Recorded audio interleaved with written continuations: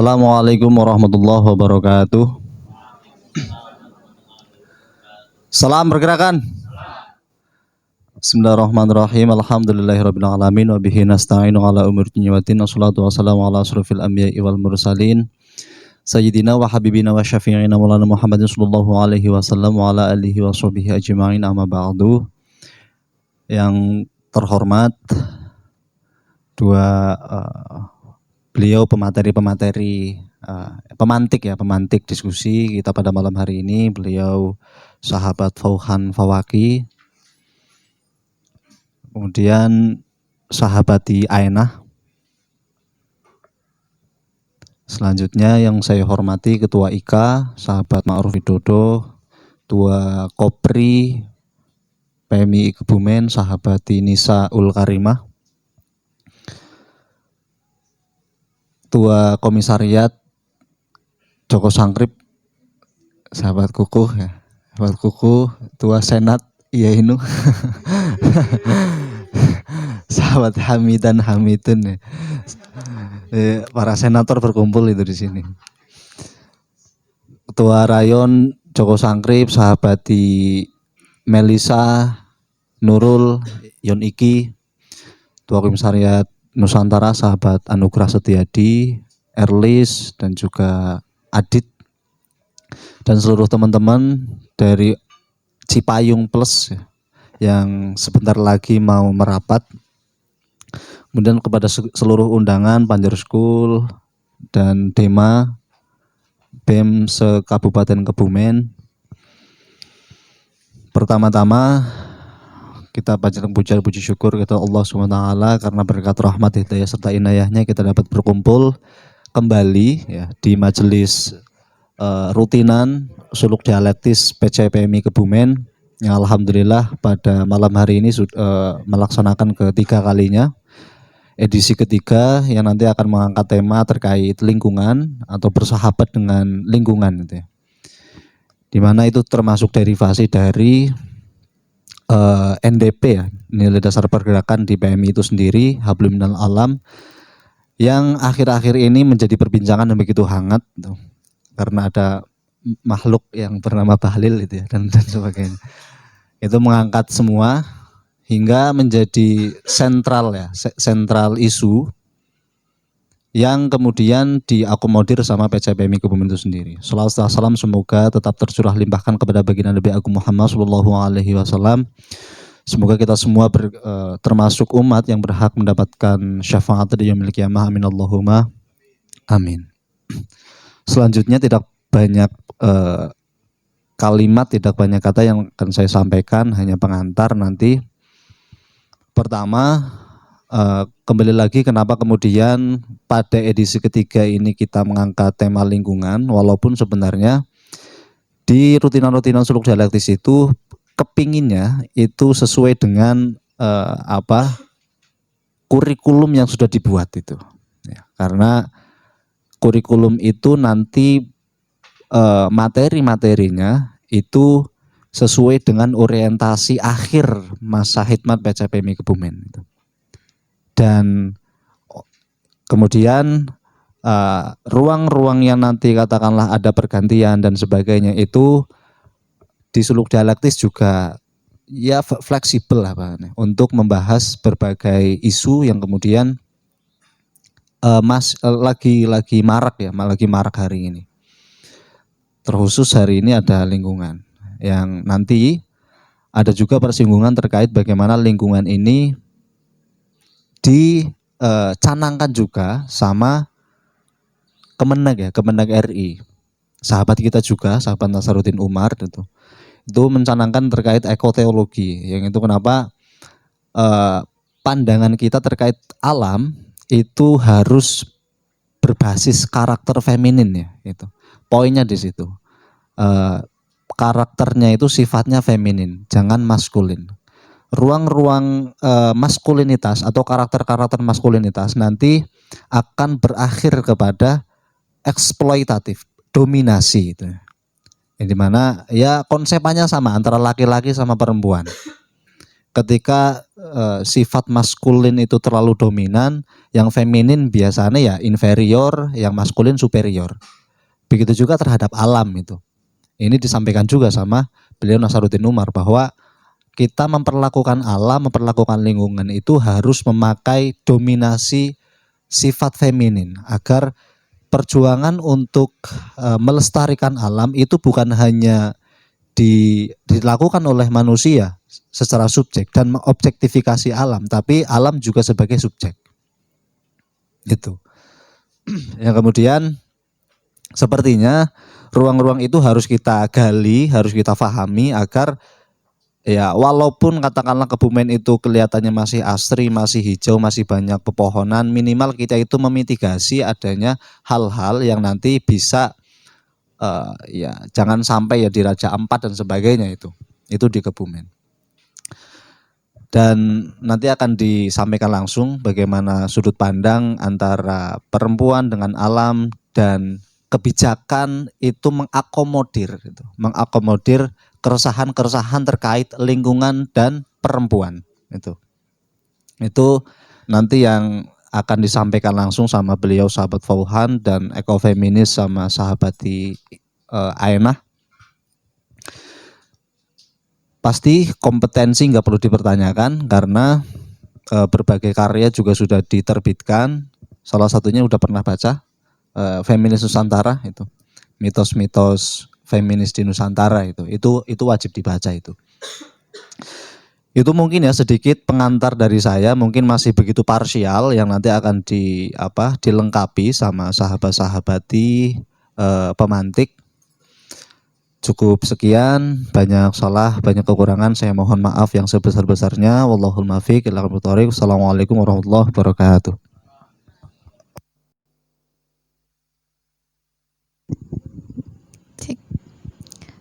Assalamualaikum warahmatullahi wabarakatuh. Selamat malam sahabat-sahabati semuanya. Pada kesempatan kali ini saya diamanati oleh Ketum untuk memandu oratori diskusi pada Suluk Dialektis malam hari ini dengan tema urgensi kebijakan lingkungan di era krisis iklim. Krisis iklim atau permasalahan lingkungan di dunia itu merupakan hal yang sangat urgent ya sahabat-sahabati, melihat dampaknya terhadap semua lini sektor, pendidikan, ekonomi dan sebagainya. Nah, yang paling utama yang terlihat langsung dampaknya itu biasanya kaum perempuan, apalagi melihat di fokus PCPMI Kebumen dengan advokasi masyarakat yang terdampak pencemaran lingkungan di TPA Kaligending. Itu masyarakatnya kan mengeluhkan tentang kebersihan lingkungan, pencemaran air, bahkan udara yang sudah tercemar, jadi sudah tidak bersih. Nah, itu yang terdampak langsung adalah ibu rumah tangga, karena bagaimanapun air itu kan yang paling utama ya sahabat. Nah, alam dan perempuan itu seringkali dikaitkan memiliki kesamaan karena keduanya merupakan salah satu hal yang sering diagung-agungkan tapi ditindas pada saat yang bersamaan. Nah, pelaku utamanya adalah patriarki dan ekonomi kapitalis. Nah, nanti kita akan mempelajari bersama narasumber terkait ekofeminis dan kebijakan dari sudut pandang pemangku kebijakan dari Gus Ohan. Nah, langsung saja tanpa menunggu waktu lama kita langsung bahas ekofeminis yang akan disampaikan oleh sahabati Ainah. Kepada sahabati Ainah dipersilahkan.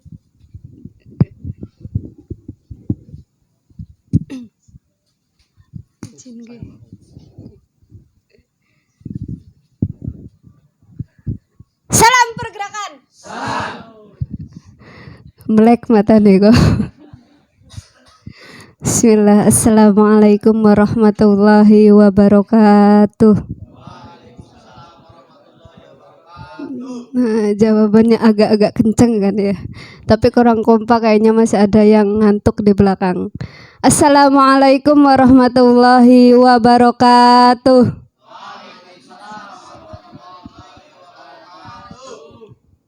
Hidup mahasiswa. Salam pergerakan. Oke, terima kasih. Bismillah, alhamdulillahirabbil alamin. Terima kasih yang pertama kepada sahabat Sarip Hidayatullah selaku Ketua PC PMII Kabupaten Kebumen, sahabati Nisaul Karimah selaku Ketua Kopri PC PMII Kebumen, dan tak lupa kepada seluruh Ketua Komisariat dan Ketua Rayon Kabupaten Kebumen.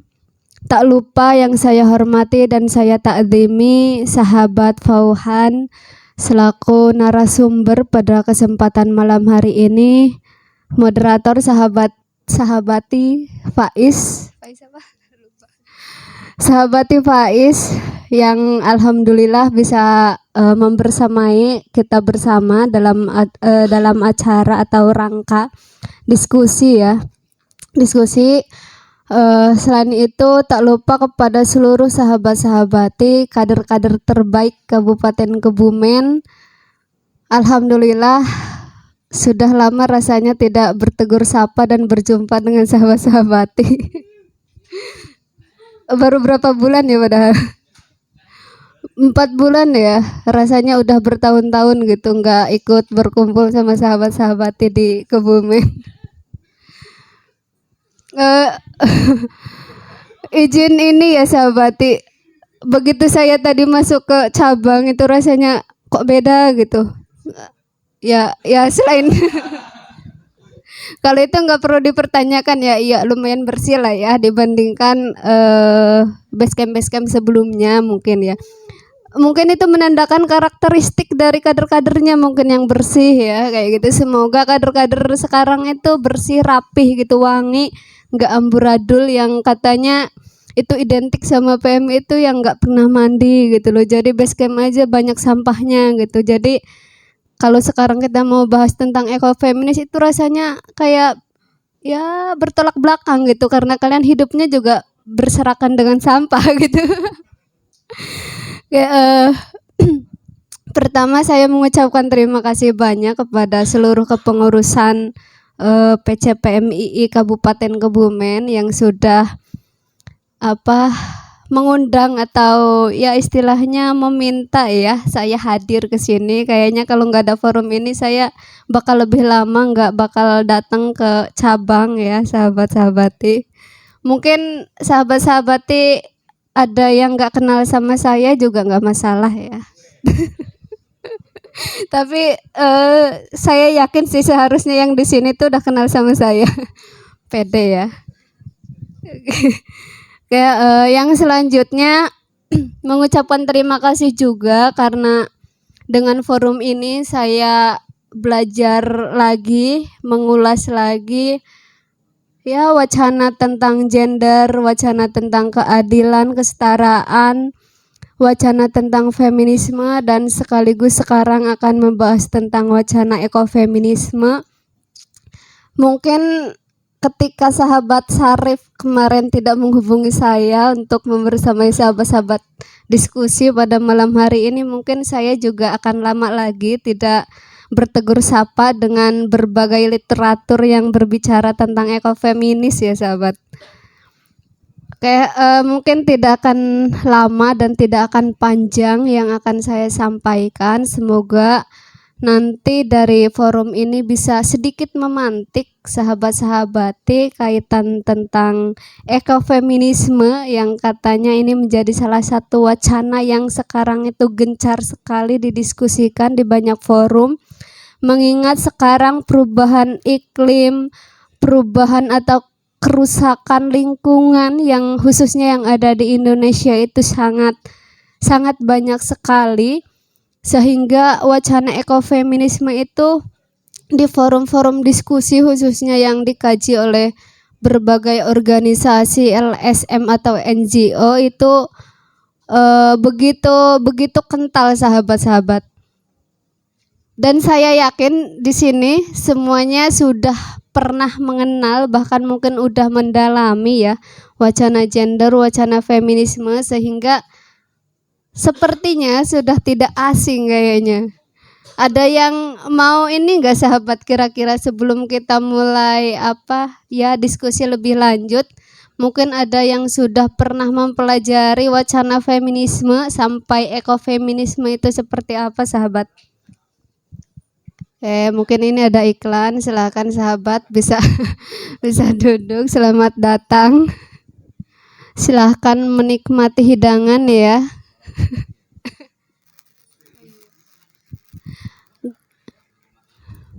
Halo sahabat. Bisa lihat saya enggak ya? Saya sudah berusaha tampil maksimal di sini dengan penampilan baru. Biasanya tidak dandan, tapi sekarang itu mulai bolehlah, biar saya bisa dijadikan objek sahabat-sahabat bisa mandang saya gitu loh. Oke, tadi saya tanya, kira-kira sahabat ada yang mau menjelaskan nggak sih sedikit tentang wacana feminisme, sampai mungkin menjelaskan tentang ekofeminisme itu kayak gimana gitu. Saya yakin di sini sahabat-sahabat mungkin udah hatam ya kalau wacana feminisme kayaknya. Udah SIG, udah PKD, udah SKK udah, terus basis mungkin udah. Ada yang mau menjelaskan sahabat?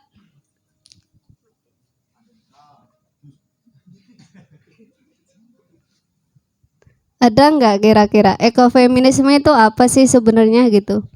Sebelum kita mengulas lebih lanjut ya, kenapa kemudian ekofeminisme itu layak kita kaji dan kita bedah gitu di forum kali ini, yang menjadi salah satu keresahan juga ya dari pengurus cabang gitu. Ekofeminisme itu apa kira-kira? Ada nggak ya? Mungkin dari kader-kader koprinya gitu, yang identik dengan wacana-wacana gendernya gitu. Jangan nembak ya, kasihan kalau nggak diterima nanti. Gimana kira-kira sahabati?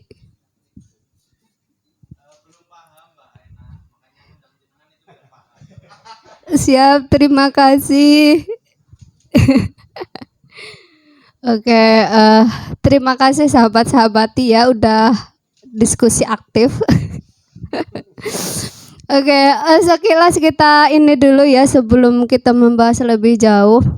Kenapa kemudian ekofeminisme menjadi salah satu kajian khusus spesifik yang kemudian banyaknya itu sering dikaitkan dengan perempuan? Karena ekofeminisme memang lahir berangkat dari gerakan-gerakan feminisme atau gerakan perempuan ya, gerakan sosial ya. Ingat, gerakan sosial. Feminisme adalah salah satu ideologi gerakan perempuan yang memiliki tujuan atau visi misinya, salah satunya adalah untuk menghilangkan berbagai diskriminasi, berbagai subordinasi yang itu ditujukan kepada perempuan. Nah, gerakan sosial sahabat, jadi feminisme adalah salah satu gerakan sosial atau ideologi gerakan perempuan yang memiliki tujuan itu untuk memperjuangkan perempuan, kayak gitu. Intinya di sana sih sedikit. Nah, ekofeminisme itu adalah istilah ya, istilah yang ditujukan kepada kaum-kaum atau aktivis-aktivis yang memperjuangkan atau organ-organ yang memperjuangkan isu-isu perempuan dan lingkungan. Karena mengingat ekofeminisme itu kan kalau istilahnya itu bisa diambil dari kata ekologi ya, ekologi dan feminisme. Tadi feminisme itu sebuah gerakan gitu, gerakan perempuannya. Ekologi itu ilmu tentang hubungan antara manusia dengan lingkungan hidup. Kalau istilah atau kata ekologinya itu sebenarnya kan, kalau misal istilah dari bahasa Yunaninya itu dari oikos, artinya tempat tinggal. Nah, tempat tinggal ini ketika kita artikan itu kan berarti bukan hanya diperuntukkan atau untuk laki-laki ataupun perempuan aja. Jadi ekologi adalah rumah tempat tinggal untuk semua makhluk hidup yang ada di bumi gitu. Entah itu laki-laki, perempuan, hewan, tumbuhan, udara gitu. Jadi semua hal yang ada di muka bumi ini memiliki tempat tinggal, yaitu ekologi itu. Nah, jadi ekofeminisme adalah salah satu gerakan atau ideologi gerakan yang menginginkan bahwa banyak kerusakan-kerusakan lingkungan yang ada di muka bumi ini sering dimitoskan dengan perempuan. Kayak gitu. Jadi mitos antara perempuan dan lingkungan itu sangat lekat dengan ciri-ciri kefemininannya gitu. Karena kalau bumi itu kan kita ibaratkan sebagai ibu ya, sebagai perempuan. Misal bumi itu kan yang memelihara, melindungi, menyiapkan atau menyediakan makanan, entah itu makanan berbentuk hewani ataupun hayati dan lain-lain. Nah, itu ibarat perempuan juga ketika di rumah tangga gitu. Sebagai ibu itu kita memelihara, melindungi, menyediakan makanan untuk keluarganya. Jadi ciri-ciri atau identiknya itu selalu dikaitkan, ketika alam itu dikaitkan dengan seorang ibu atau perempuan. Dan juga ciri-ciri kefemininan yang sering dilekatkan terhadap perempuan ternyata itu juga sama dengan lingkungan hidup. Kayak gitu.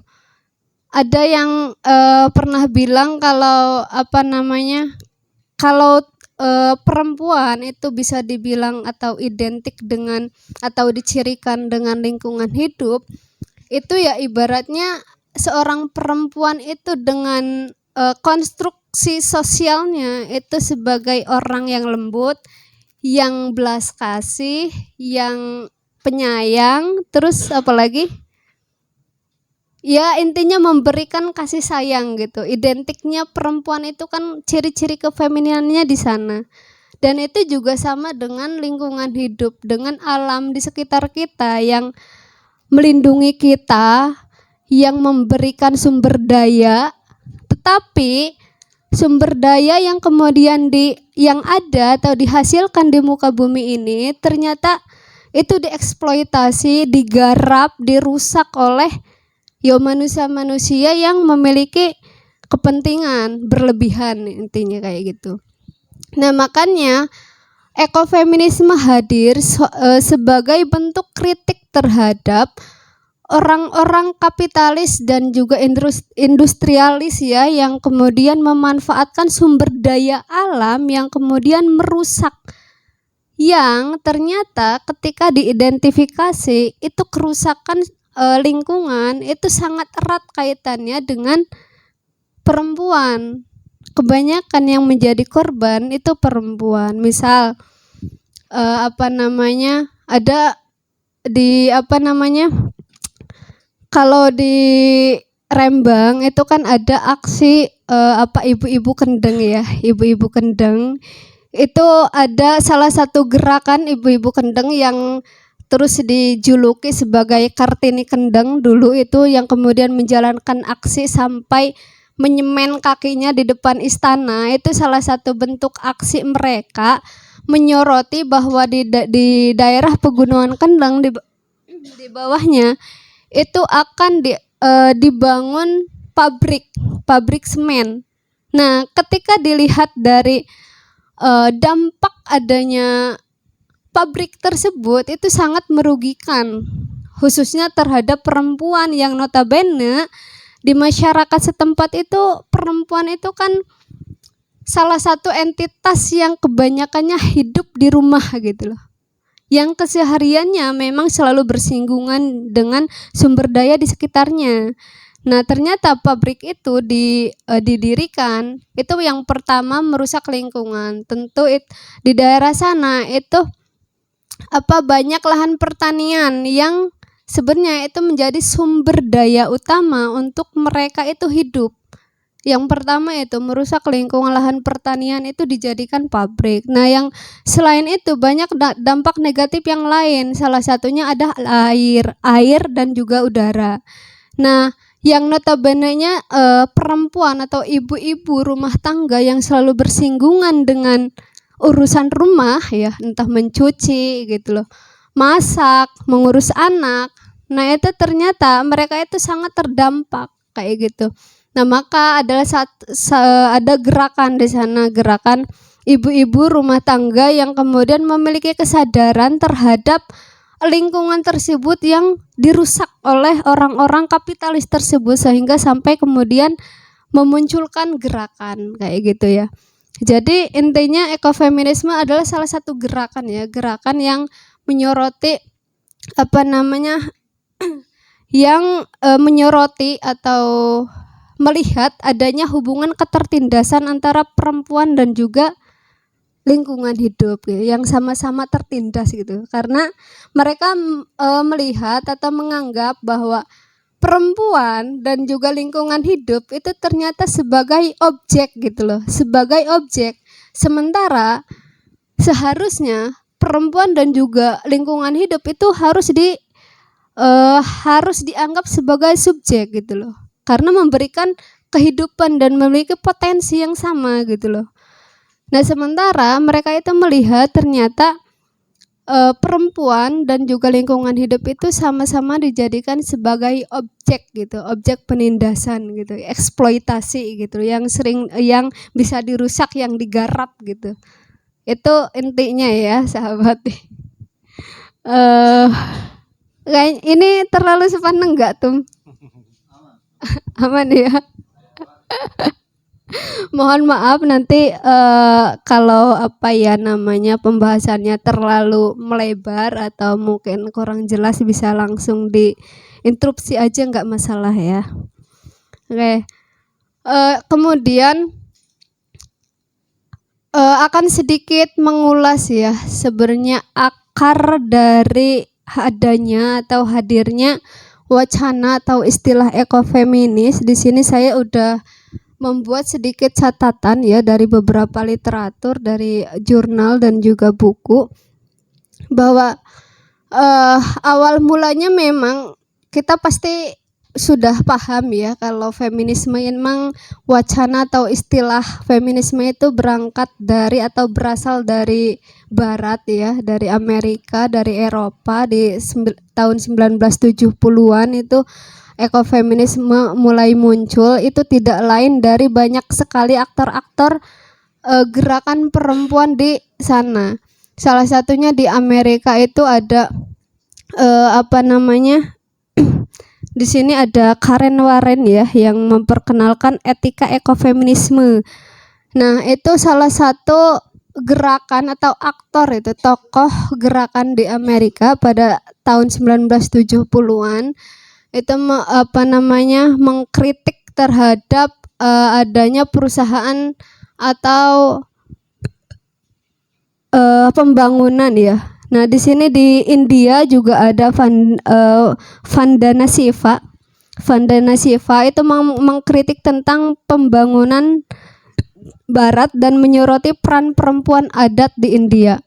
Nah, Vandana Shiva itu kalau saya lihat itu salah satu aktor atau tokoh gerakan juga di India itu yang dulu itu ada salah satu gerakan dari kelompok ibu-ibu rumah tangga, atau bukan ibu rumah tangga, perempuan adat ya, perempuan adat di India yang menghalangi kontraktor-kontraktor yang akan menebang pohon beberapa ratus hektar gitu di daerah sana.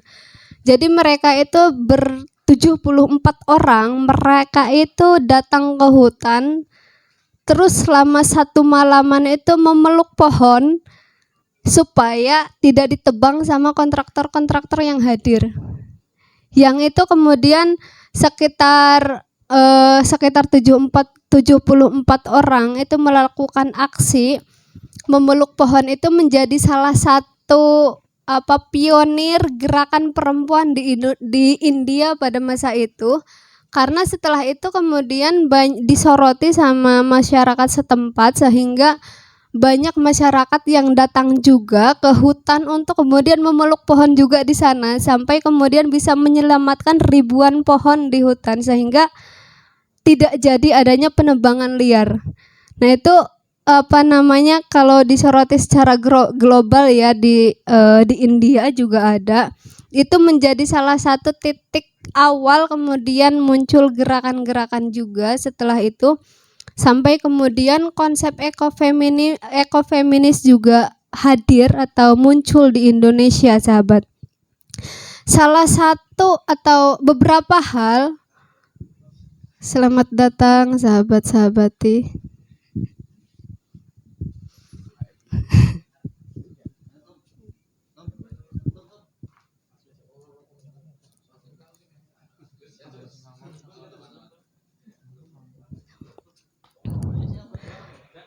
Silahkan Tum, bisa duduk Tum.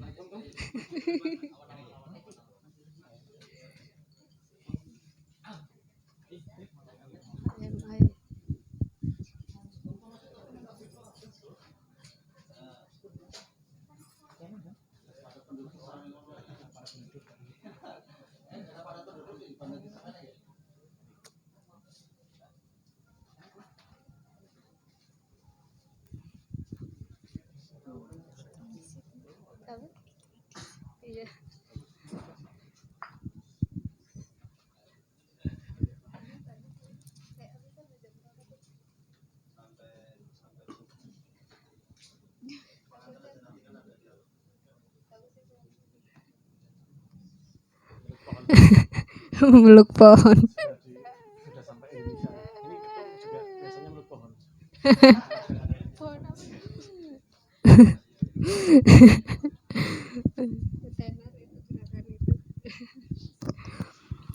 Bisa lanjut ya sahabat-sahabati. Baik, terima kasih. Saya lanjut ya sedikit lagi, bahwa ada konsep inti dari gerakan ekofeminisme itu saya persempit menjadi 4 hal ya, yang kemudian menjadi landasan gerakan ekofeminisme. Yang pertama itu adanya penindasan ganda. Nah, kenapa kemudian saya katakan adanya penindasan ganda yang menjadi salah satu landasan adanya ekofeminisme, yaitu karena perempuan dan alam itu sama-sama menjadi objek dominasi, sahabat. Sama-sama menjadi objek dominasi sistem patriarki yang kemudian merugikan, kayak gitu. Dengan konstruksi sosial terhadap perempuan yang dengan kefemininannya itu kemudian menindas. Nah itu juga ternyata itu berlaku terhadap lingkungan juga. Jadi adanya penindasan ganda, yaitu penindasan terhadap perempuan dan juga lingkungan atau alam. Nah yang kemudian yang kedua itu kearifan lokal. Nah ini adalah salah satu hal yang kemudian sebenarnya ini menjadi hal yang harus dilestarikan. Nah itu yang kemudian diinginkan oleh para aktivis-aktivis ekofeminis. Nah karena mereka menganggap atau mengharapkan bahwa kita itu harus menghargai adanya pengetahuan tradisional perempuan adat kayak gitu loh. Jadi di sini di Jawa sih ini ada perempuan adat Jawa. Iya.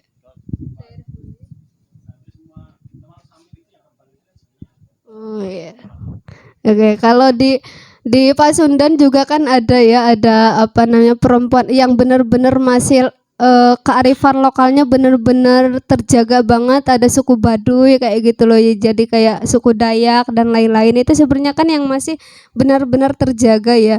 Suku Baduy juga ada yang pedalaman sama yang bagian luar. Nah itu salah satu yang masih terjaga banget kearifan lokalnya. Nah sebenarnya ekofeminisme itu hadir juga mengharapkan bahwa kita itu harus sama-sama menghargai adanya kearifan lokal atau ketradisionalan ya, khususnya itu bagi kaum perempuan adat. Karena mereka itu melihat atau menganggap perempuan adat itu bisa melestarikan dan bisa melindungi lingkungan kayak gitu. Kayak misal sebenarnya ya, kayak misal di ini setelah hidup di Jawa ya, saya agak-agak sedikit paham gitu kayak kulturnya. Kayak di daerah-daerah pedesaan itu kan suka banyak mitos-mitos ya, kayak mitos-mitos yang misal di daerah pesisiran itu suka menyiapkan sesajen, katanya itu nanti misal ada sedekah bumi dan lain-lain. Itu sebenarnya salah satu cara untuk melestarikan sebenarnya, untuk melindungi. Kayak misal di daerah pegunungan, termasuk di daerah saya itu suka ada yang dijadikan mistis gitu, kayak misal nggak boleh datang ke daerah sini karena di sini angker gitu, misal di pegunungan banyak penunggunya. Nah itu sebenarnya itu cara tradisional untuk kemudian menjaga lingkungan sebenarnya, supaya orang-orang itu nggak datang ke lingkungan tersebut sehingga misal mendembang pohon dan lain-lain, sehingga disakralkan kayak gitu sama orang-orang setempat. Nah di daerah Kebumen aku lihat juga banyak gitu, kayak misal di daerah rumahnya ini Ketum, daerah Karangsambung, Karanggayam kayak gitu, daerah sana kayak itu kan suka banyak ya. Sebenarnya itu bisa dikorelasikan di hal-hal kayak gitu. Sebenarnya itu salah satu cara tradisional untuk melestarikan dan melindungi lingkungan sebenarnya. Jadi mereka menganggap bahwa ternyata sebenarnya kearifan lokal atau ketradisionalan masyarakat setempat itu salah satu cara untuk melindungi lingkungan kayak gitu. Nah, terus etika kepedulian yang ketiga itu menekankan nilai-nilai feminin tadi. Nah, nilai-nilai feminin yang seperti apa? Yang pemeliharaan, yang kasih sayang dan juga interkoneksi. Karena ini sangat-sangat feminin sekali ya. Jadi kalau maskulin itu kan identiknya dengan apa yang lebih kalau maskulin kayak gimana tuh? Yang sangat superior ya, yang kemudian kalau kata para aktivis feminis itu katanya yang suka menindas gitu, identiknya kayak gitu kalau yang maskulin. Nah kalau identiknya feminin itu ya yang penuh kasih sayang kayak gitu, yang suka memelihara gitu, yang belas kasih dan nah jadi ini hal-hal yang kemudian harus diterapkan nilai-nilainya dalam gerakan ekofeminis. Nah, kemudian yang terakhir itu ada melampaui dualisme. Tadi sudah saya katakan di awal bahwa ekofeminisme itu menolak hierarki yang memisahkan manusia atau alam dan juga akal atau emosi untuk mencapai keseimbangan. Jadi mereka itu ya intinya antara manusia dengan alam ya harus sama gitu, tidak ada pemisahan gitu loh. Karena mengingat untuk mencapai keadilan, untuk mencapai keseimbangan, yo harus sama gitu. Kayak ya konsep kesetaraan yang sebenarnya kan kayak gitu. Konsep keadilan gender yang sebenarnya seperti itu. Jadi tidak ada yang harus lebih dominan atau superior kayak gitu. Itu beberapa hal yang menjadi inti ya dari gerakan ekofeminisme, yaitu tadi yang pertama penindasan ganda, terus ada kearifan lokal, etika kepedulian dan juga tadi melampaui dualisme. Nah,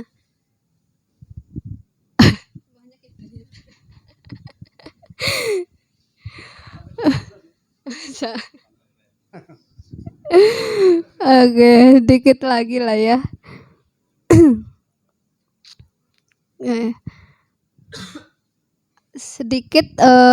Sedikit kita akan berbicara tentang perkembangan ekofeminismenya di Indonesia. Itu pertama hadir wacana ekofeminisme memang munculnya itu pasca reformasi ya sahabat. Jadi itu juga selaras dengan kemudian di tahun 2000 itu kemudian ada muncul kalau bicara kebijakan ya, itu juga muncul adanya PUG ya, ada pengaruh utamaan gender itu masuk dalam kebijakan juga. Itu juga selaras dengan perjuangan aktivis-aktivis perempuan di Indonesia juga yang mengharapkan bahwa wacana-wacana kesetaraan itu tidak hanya berhenti di ruang-ruang non pemerintah gitu, di organisasi-organisasi mahasiswa, di LSM kayak itu, intinya di organ-organ non pemerintah, sehingga wacana kesetaraan itu juga bisa dimasukkan dalam suatu kebijakan. Ada PUG juga kayak gitu. Nah terus selain itu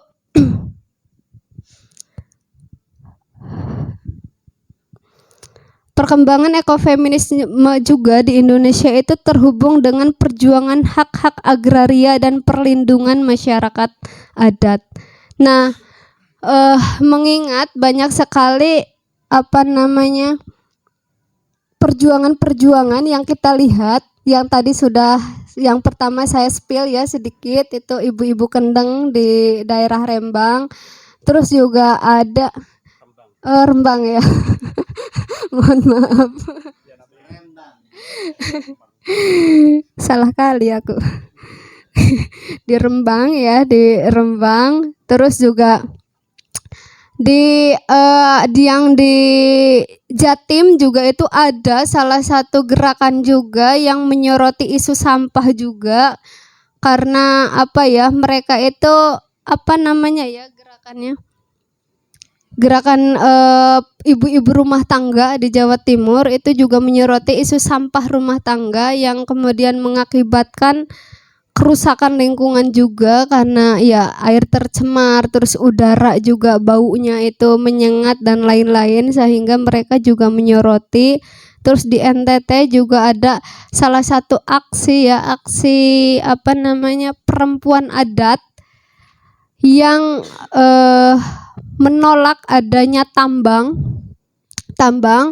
Jadi mereka itu melakukan aksi menenun ya di daerah pertambangan itu, sehingga sampai kemudian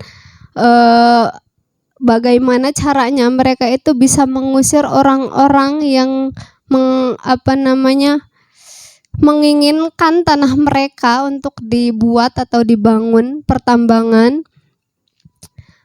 di Wadas ya. Wadas sahabat dekat. Nah itu banyak sekali aktor-aktor perempuan juga, termasuk PMII juga hadir ya, mencoba mengadvokasi masyarakat juga di Wadas itu. Nah sebenarnya itu menjadi kalau kita lihat, walaupun mungkin ya mereka atau masyarakat setempat, khususnya bagi masyarakat adat sana, mereka itu tidak kenal dengan konsep ekofeminisme gitu.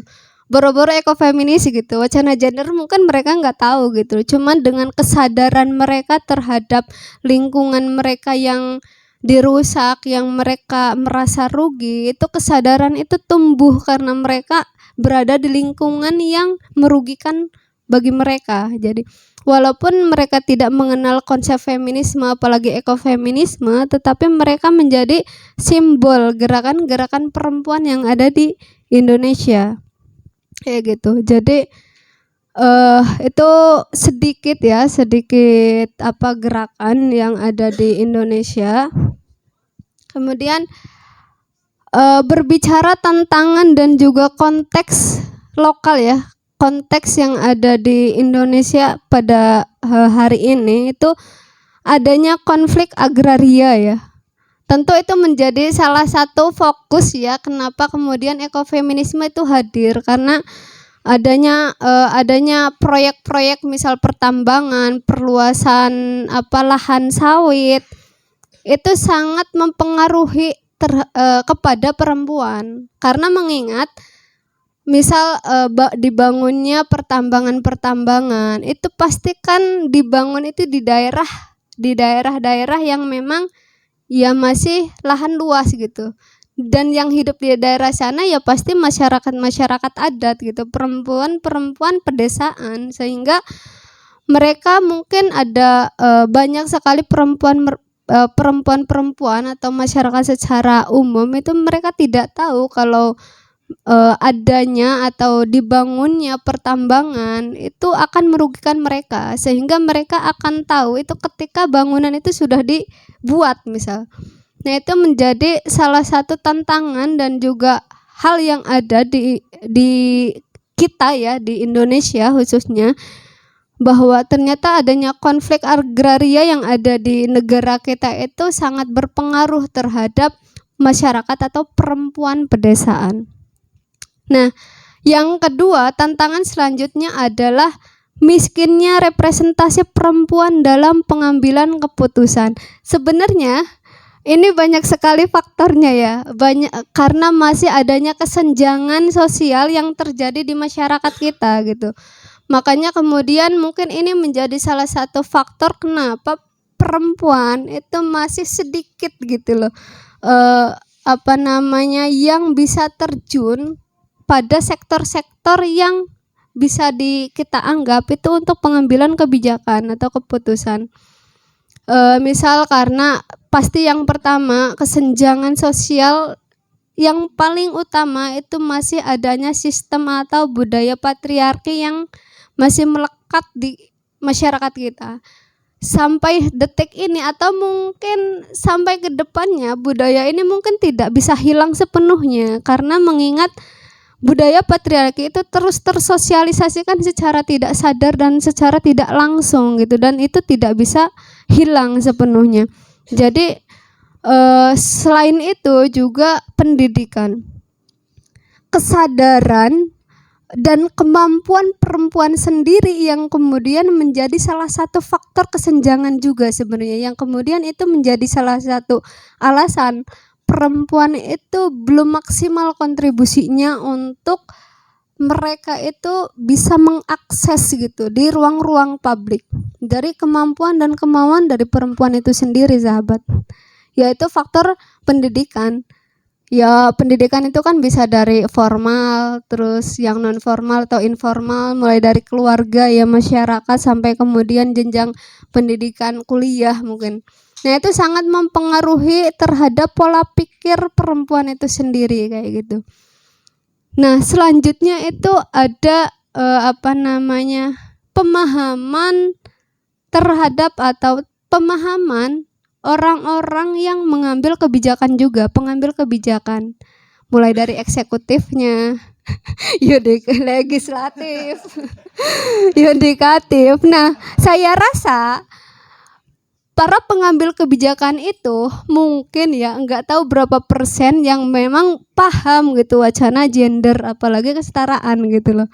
Nah, ini menjadi salah satu faktor kesenjangan juga saya rasa, karena mengingat ketika kita akan melakukan advokasi masyarakat, misal karena adanya penebangan liar atau pembangunan tambang misal. Nah, itu kita akan mengadvokasi bukan hanya serta-merta kita langsung mengadakan aksi gitu loh, demonstrasi dan lain-lain gitu. Sebelum sampai tahap aksi kan kita juga melalui tahap lobby dan lain-lain, apakah kemudian kebijakan ini menjadi salah satu pengaruh kemudian adanya perusahaan ini didirikan di suatu wilayah gitu loh. Nah, itu juga ya kita nanti akan mengupas lebih dalam ya sama beliau nanti kalau urusannya kebijakan. Jadi saya rasa itu adalah salah satu atau beberapa faktor yang kemudian masih menjadi kendala atau kesenjangan sosial yang ada di masyarakat sampai detik ini gitu. Nah, terus yang ketiga, tantangan dan konteks yang ada sekarang itu dampak perubahan iklim, sahabat. Kira-kira kenapa ya? Kenapa itu menjadi salah satu dampak juga gitu, perubahan iklim, sahabat. Nah, dengan adanya perubahan iklim ini, yang paling banyak terdampak itu perempuan. Misal ya, kemarin saya habis dari Brebes ya, mudik, sahabat. Jadi kemarin itu ada sedikit ini diskusi, Brebes itu kan salah satu kabupaten miskin, terus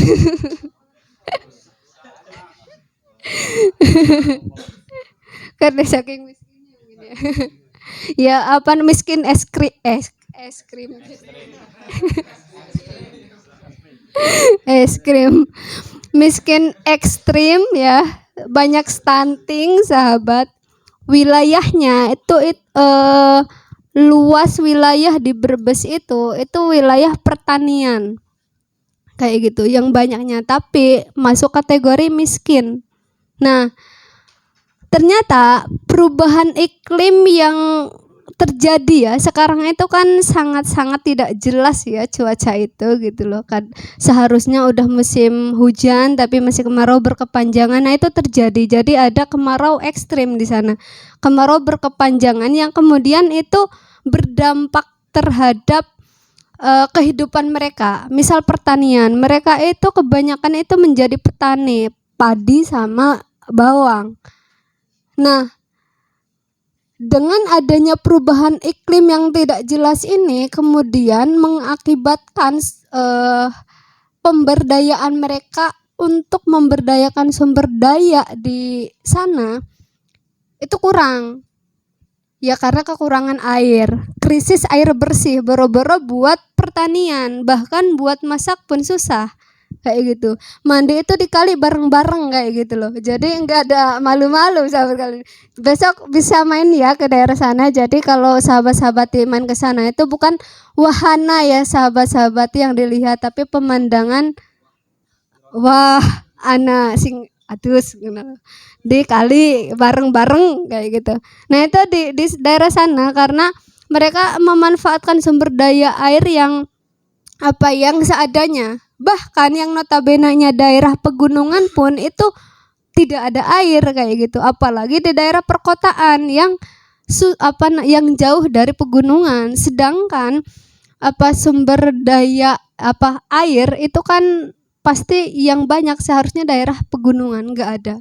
Nah, yang paling terdampak kemudian adanya perubahan iklim tersebut itu kebanyakan perempuan. Makanya kemudian mulai dari mereka itu memanfaatkan perempuan itu kan pasti kebanyakan itu yang berada di dapur ya, masak dan lain-lain, tidak ada bahan makanan misal, itu juga berpengaruh terhadap asupan gizi anak, keluarga lah ya, keluarga gitu, bukan cuma anak. Dan juga misal apalagi ibu hamil kekurangan gizi jadi lahir stunting dan lain-lain. Nah, itu menurutku itu menjadi salah satu faktor juga kenapa perubahan iklim yang terjadi itu sangat berdampak kepada perempuan kayak gitu. Itu yang paling banyak dirugikan adalah perempuan kayak gitu.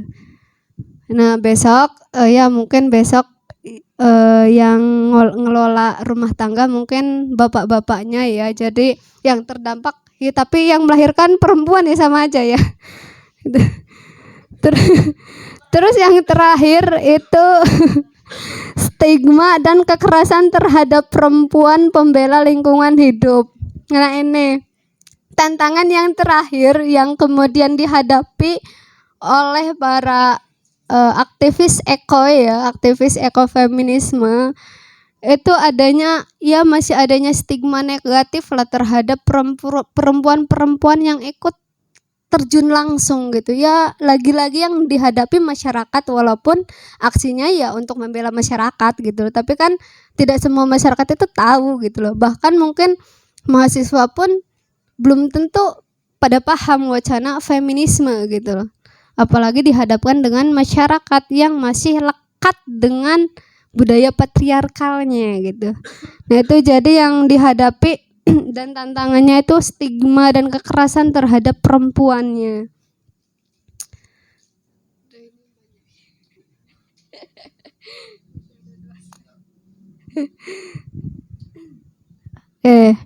Nah, setelah kemudian sedikit ya mengupas apa itu feminisme ya, ekofeminisme, kemudian seperti apa gerakan dan nilai-nilai yang mereka perjuangkan itu apa saja, dan juga dampak atau tantangan dan konteks yang ada di Indonesia pada saat ini. Kemudian kita akan berbicara tentang dampak dan kontribusinya gerakan ekofeminisme yang ada di Indonesia. Nah, yang pertama, dampak dan kontribusinya adalah penguatan kapasitas. Tentu ini menjadi salah satu dasar ya untuk meningkatkan kemampuan perempuan itu sendiri dalam hal mengelola sumber daya alam yang berkelanjutan. Karena mengingat perempuan-perempuan yang menjadi aktor gerakan ini harus memiliki kapasitas ya, sehingga ya minimal kita paham lah isu yang kemudian kita bawa, yang kita angkat dan yang kita akan advokasi itu seperti apa, sehingga dengan gerakan ini diharapkan bahwa perempuan-perempuan itu bisa memiliki kapasitas lebih dalam hal pengelolaan sumber daya alam gitu loh. Yang kedua, dampak dan kontribusinya dari ekofeminisme itu adanya solidaritas lintas sektor. Nah, solidaritas lintas sektor itu menghubungkan tentang isu gender, kemiskinan dan juga lingkungan. Nah, karena mengingat bahwa dasar gerakan dari ekofeminisme itu pasti isu gender. Ya, itu menjadi landasannya, dasarnya, karena mengingat visi atau tujuannya adalah untuk memperjuangkan ya hak-hak masyarakat gitu loh, untuk adil gender. Sehingga isu yang dibawa itu tentu isu gender, terus kemiskinan dan juga lingkungan. Nah, yang ketiga itu adanya advokasi kebijakan. Advokasi kebijakan di sini itu untuk mendorong pengakuan hak-hak perempuan adat dan perlindungan lingkungan yang komprehensif. Nah, tentu nanti untuk lebih lanjutnya ya, untuk advokasi kebijakan nanti langsung sekaligus disinggung sama narasumber yang kedua nanti. Siap. Oke. Nah, yang terakhir itu alternatif pembangunan. Nah, tentu bahwa alternatif pembangunan di sini itu untuk mendorong model pembangunan yang berpihak pada rakyat dan berprinsip lestari. Nah, nanti untuk konsep pembangunannya sekalian sama narasumber yang kedua ya.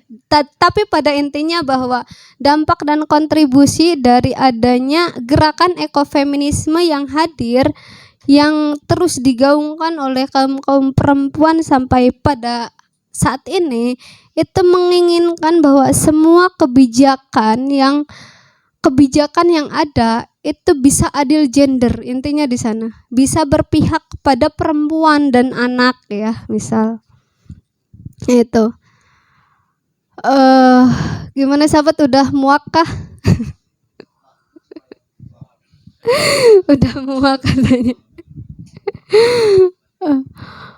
Mungkin itu ya sedikit pengantar dari saya. Nanti untuk lebih lanjutnya mungkin kita bisa ya sedikit sharing ya, dan juga di sini berhubung ada narasumber kedua, mungkin kurang etis ya ketika nanti tambah panjang gitu. Tapi pada intinya bahwa urgensi untuk memperkuat peran perempuan dalam menjaga kelestarian lingkungan di Indonesia itu adalah salah satu tujuan utama adanya ekofeminisme di Indonesia. Mungkin itu saja ya. Terima kasih sahabat Tifaiz sudah memberikan waktunya. Saya serahkan. Kasih tepuk tangan untuk pemateri kita yang pertama.